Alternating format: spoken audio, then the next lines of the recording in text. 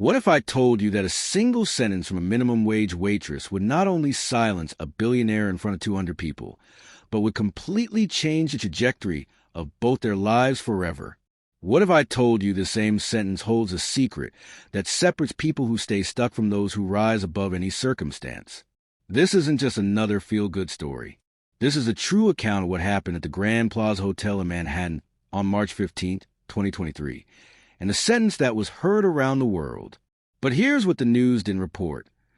What happened after that moment would shock you even more. By the end of this video, you'll know the exact words that transformed a billionaire's perspective and launched a waitress into a life she never imagined possible. But more importantly, you'll discover why 99% of people crumble under pressure, while 1% use that same pressure to catapult themselves to greatness. Stay with me, because what I'm about to share will either inspire you to completely redefine how you handle life's biggest challenges, or you'll dismiss it and wonder why you keep letting other people's opinions control your destiny. Let me paint you the scene. It's 7:30 p.m. on a Tuesday evening at the Grand Plaza Hotel's 5-star restaurant in Manhattan. The dining room is filled with New York's elite, CEOs, politicians, celebrities. Crystal chandeliers cast a warm glow over tables where deals worth millions are discussed over $200 steaks. At table 12 sits Richard Blackstone, tech billionaire and CEO of Blackstone Industries. Net worth, $4.2 billion. Known for his ruthless business tactics and explosive temper, he's dining with potential investors for his latest venture, a deal worth $500 million. Enter Maya Johnson, 23 years old, working her second job as a waitress to pay for nursing school. She's been on her feet for 10 hours straight, having just finished her morning shift at a local clinic.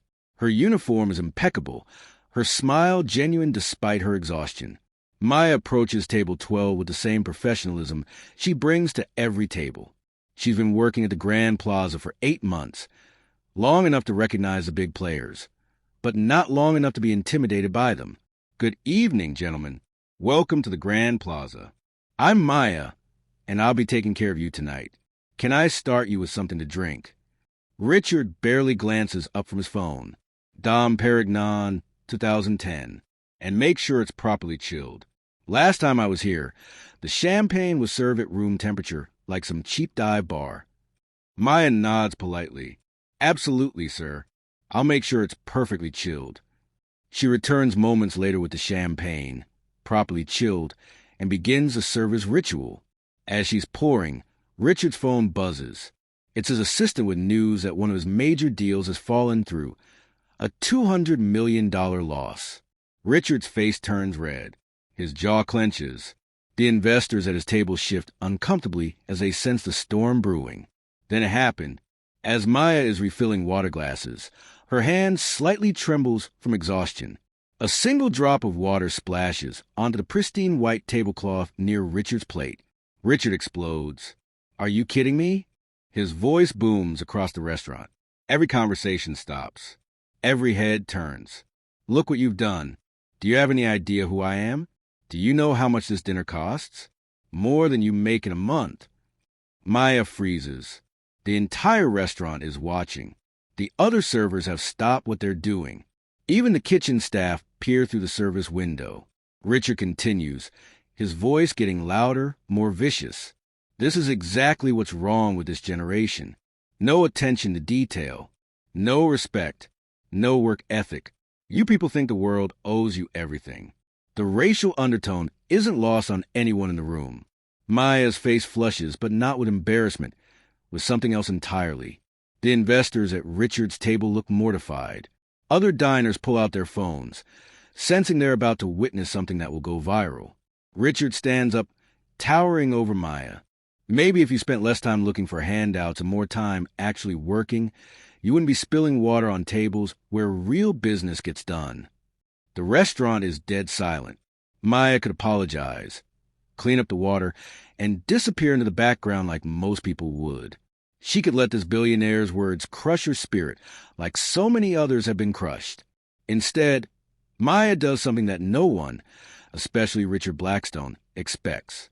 She looks him directly in the eyes, stands a little taller, and says, "Sir, you're absolutely right. I am just a waitress. But the difference between us isn't our bank accounts. It's that I choose to build people up while you tear them down. And that's a choice that money can't buy. The silence that follows is deafening. But Maya isn't finished. You know what? I may be serving your table tonight, but I'm also studying to be a nurse so I can spend my life healing people.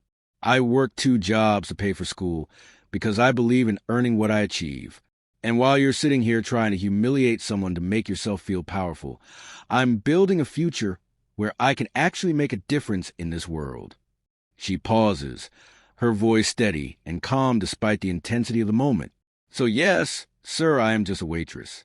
But I'm a waitress who knows how you treat people when your power says everything about who you really are. And based on what I witnessed tonight, I'd rather be me than you, regardless of what's in our bank accounts. The restaurant erupts. Applause starts from one table, then spreads throughout the entire dining room. People are standing, cheering, recording with their phones. The investors at Richard's table are staring at him in disgust. But here's what happened next that will blow your mind. Richard Blackstone, who has built an empire by intimidating and crushing his opposition, does something no one expects. His face changes. The anger melts away, replaced by something else, recognition. He sits down slowly, staring at Maya with a look of genuine surprise. "What did you say your name was?" he asks quietly. "Maya Johnson, sir." Richard nods slowly. "Maya Johnson." He repeats it like he's trying to memorize it. The investors excuse themselves, clearly uncomfortable with the situation. Other diners gradually return to their conversations, but many are still watching, phones still recording. Richard looks at Maya and says, "You're right. You're absolutely right, and I owe you an apology." But Maya's response shocked him even more. "Sir, you don't owe me an apology. You owe it to yourself. Because living with that much anger and needing to put others down to feel powerful, that's not wealth. That's poverty of the spirit." That night, Richard Blackstone couldn't sleep. For the first time in decades, someone had stood up to him without wanting anything in return. Someone had seen through his wealth and power to the insecure, angry person underneath, and they had responded not with hatred, but with wisdom. The next morning, Richard did something unprecedented. He showed up at the Grand Plaza and asked to speak with Maya. "I've been thinking about what you said last night," he told her. "You're studying to be a nurse?" "Yes, sir. I graduate next year." "What's your debt situation?" Maya hesitated. "Sir, if this is about last night, it's not charity. It's an investment. I want to pay off your student loans. Full tuition plus living expenses. But I have a condition." Maya waited. "I want you to teach me something." "Teach you what, sir?" "How to be the kind of person who builds people up instead of tearing them down." What happened next changed both of their lives forever. Richard didn't just pay for Maya's education.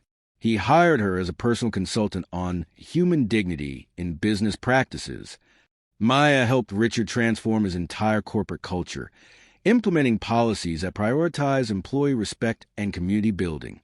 But the real transformation wasn't in Richard's company. It was in Richard himself. Maya taught him something that all his billions couldn't buy. That true power comes from lifting others up, not putting them down. That respect earned through kindness is infinitely more valuable than fear commanded through intimidation. Within 6 months, Richard's company saw unprecedented employee satisfaction rates. Productivity soared. Innovation flourished. When people feel valued and respected, they don't just work better, they create better. But Maya's impact went far beyond one billionaire's awakening. The video of that night went viral. 50 million views in the first week. Maya became an overnight sensation, but not for the reasons you might think. She didn't use her viral fame for personal gain. Instead, she started a foundation called Dignity First, focused on training service industry workers in conflict resolution and self-advocacy, while also educating customers about treating service workers with respect. Major corporations started hiring Maya to train their executives on ethical leadership. Universities invited her to speak about dignity in the workplace. Her TED Talk, The Power of Standing Up While Lifting Others, has been viewed over 100 million times. Today, Maya is not just a registered nurse. She's also a best-selling author, motivational speaker, and the CEO of a multi-million-dollar foundation that has trained over 500,000 service workers worldwide. But the most incredible part of this story, Richard Blackstone became her business partner. Together, they've created employment programs, funded thousands of scholarships, and completely revolutionized how major corporations treat their entry-level employees. The billionaire who once yelled at a waitress became one of her biggest advocates and closest friends. So, what can we learn from Maya's story?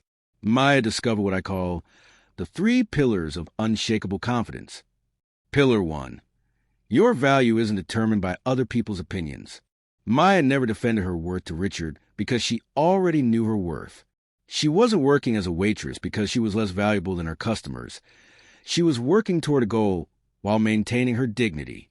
Pillar 2. How you respond in your lowest moments defines your highest potential. Maya could have crumbled, fought back with anger, or simply accepted the humiliation.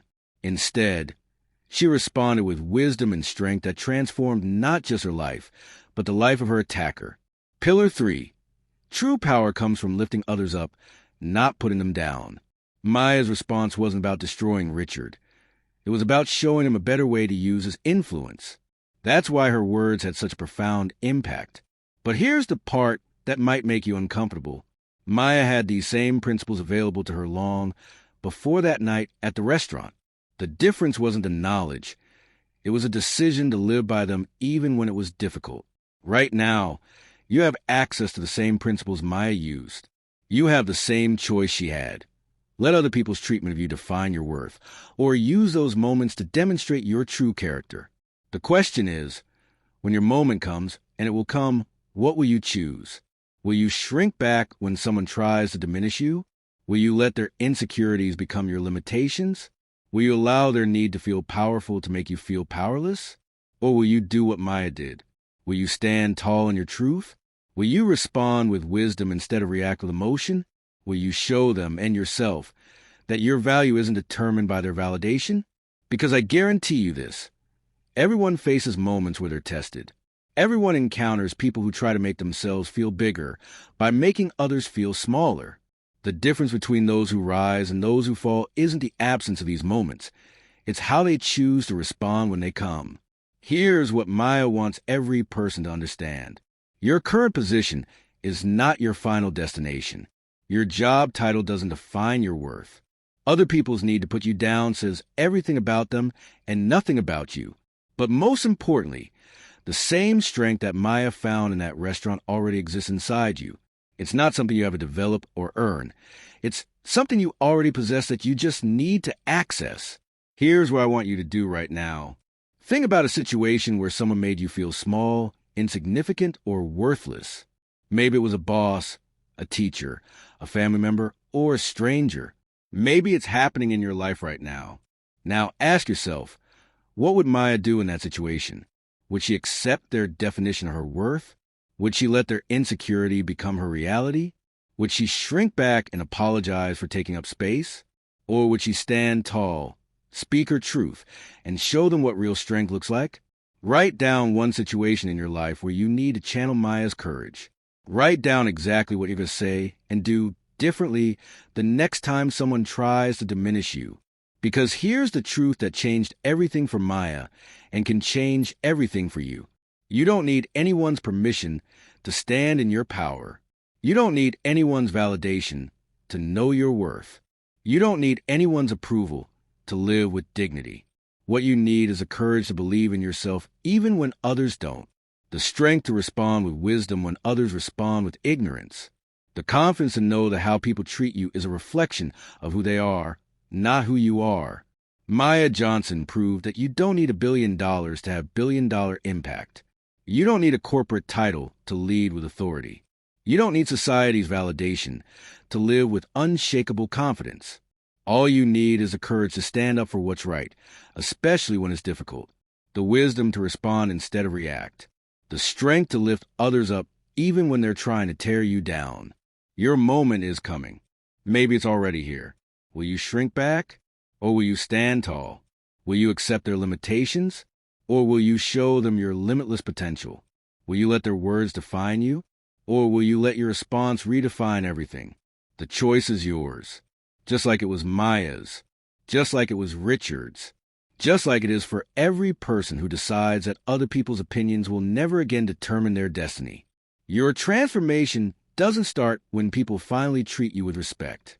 It starts when you decide to treat yourself with respect regardless of how others behave. That decision can change everything. Starting right now, what are you going to choose?